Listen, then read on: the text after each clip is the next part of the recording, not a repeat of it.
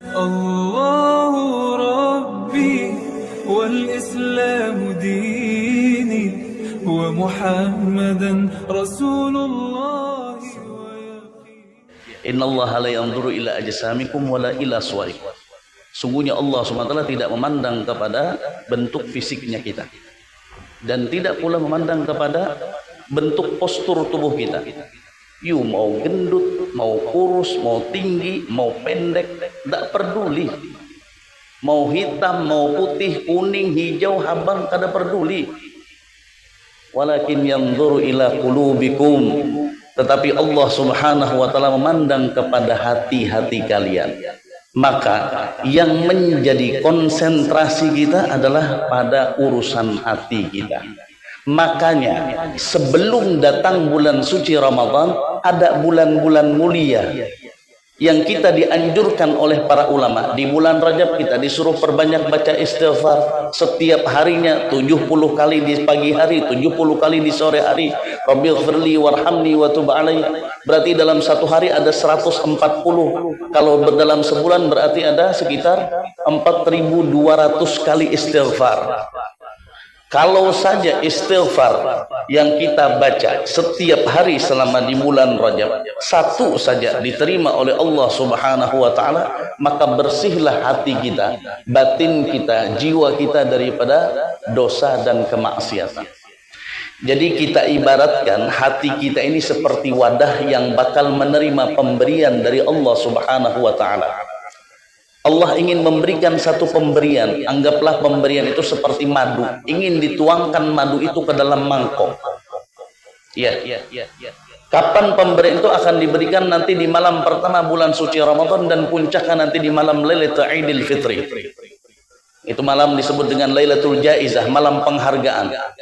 Kalau SCTV, TVRI atau Indosiar punya malam penghargaan, ya, Panasonic Awards atau Nobel apa itu, maka Allah Subhanahu wa ta'ala juga punya malam penghargaan.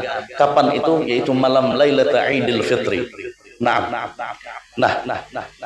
setelah kita beristighfar, ya, kita dianjurkan lagi di bulan Sya'ban untuk apa? Untuk bersalawat kepada baginda Nabi Muhammad sallallahu alaihi wasallam.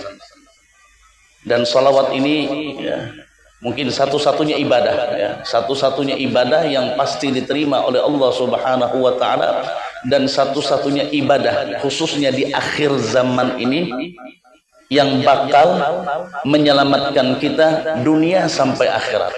Hingga diriwayatkan ada salah seorang sahabat, ya Rasulullah, berapa saya baca salawat untukmu setiap hari? Terserah, kata Nabi.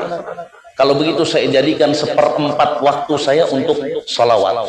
Maka kata Nabi, baik, fa in zidta fa huwa khairun laka. Kalau engkau tambah lagi lebih baik lagi. Akhirnya ditambah lagi menjadi setengah.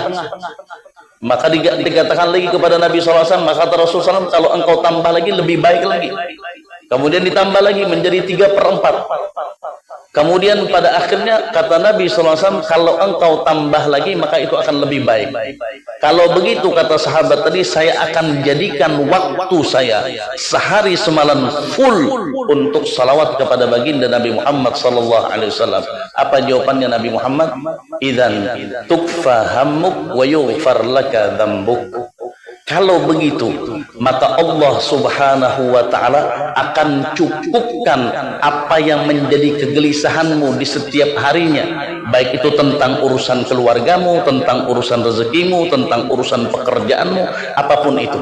Allah Subhanahu wa ta'ala bakal atur urusan kehidupanmu, dan Allah bakal ampuni dosa-dosa. Ini setelah baca istighfar, mangkok kita ini bersih. Allahumma, mangkok ini kadang-kadang ada yang terbuat dari beling kaca, ada yang terbuat dari seng. Kalau seng, karena ketetuhukan rigat, biasanya betagar, berasih tapi betagar. Maka yang membersihkan tagar ini adalah salawat. Apa dalam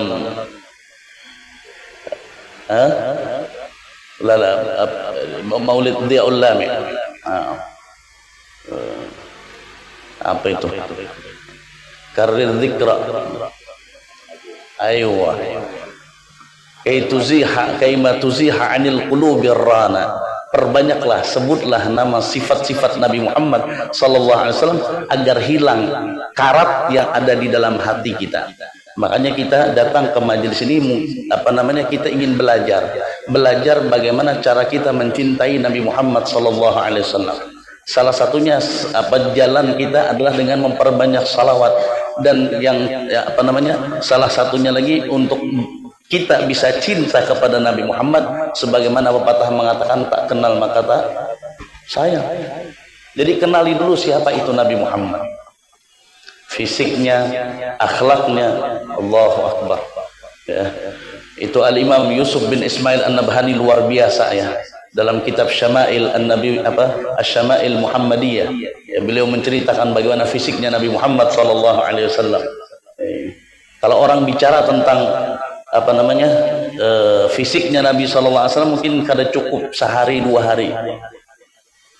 Bahkan kalau kita ceritakan bagaimana keringatnya Nabi sallallahu alaihi wasallam yang disebutkan lebih harum daripada minyak wangi. Suatu ketika pernah Ummu Salamah ya, Ummu Sulaim ya, Ummu Sulaim, Nabi sallallahu alaihi wasallam itu tidur di rumahnya Ummu Sulaim di hari waktu musim panas. Musim panas di Arab tuh kada begayaan ya, kada gegayaan, memang dasar bujur panas. Bahkan Nabi itu sampai buka baju. Nabi buka baju ketika guring siang. Ketika guring siang ya mungkin bahari kada ada kipas angin apalagi AC ya kan, maka Nabi itu tepaluh Nabi. Ketika Nabi itu bercucuran keringat, Ummu Sulaim tadi berinisiatif mengambil botol, menanai paluhnya Nabi sallallahu alaihi wasallam, menanai keringatnya Nabi sallallahu alaihi wasallam, ditanai ya. Begitu sedang menanai, tiba-tiba Rasulullah terkajut terbangun. Ujar Rasul sallallahu alaihi wasallam, "Wahai Ummu Sulaim, apa yang kau kerjakan?" Ujar Ummu Sulaim, "Ya Rasulullah, saya tadi ambil botol menanai paluh pian nang guguran. Yang mana paluh pian ini ulun pakai untuk mengharumkan minyak wangi kami." Orang ya kalau berpaluhan ya kalau pakai minyak harum ya kalau ini kada paluhnya Nabi dipakai untuk menambahkan wewangian dalam minyak harumnya kami.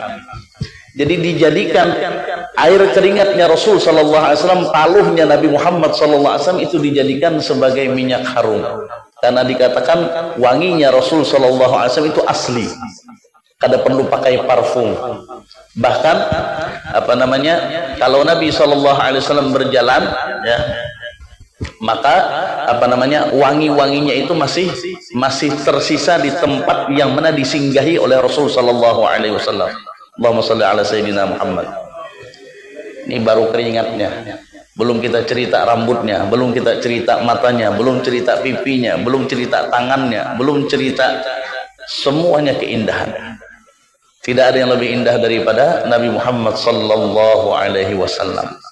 Ya kalau kita baca ini habis ya. Jadi pian baca masing-masing aja di rumah, nukar bukunya. Itu ada buku ya yang kalau kada bisa bahasa Arab, bahasa Indonesia, ada bahasa Indonesianya. Sering-sering baca ya. Supaya apa? Supaya kita kenal Nabi kita itu lebih indah, lebih tampan, lebih gagah daripada Nabi Yusuf alaihissalam.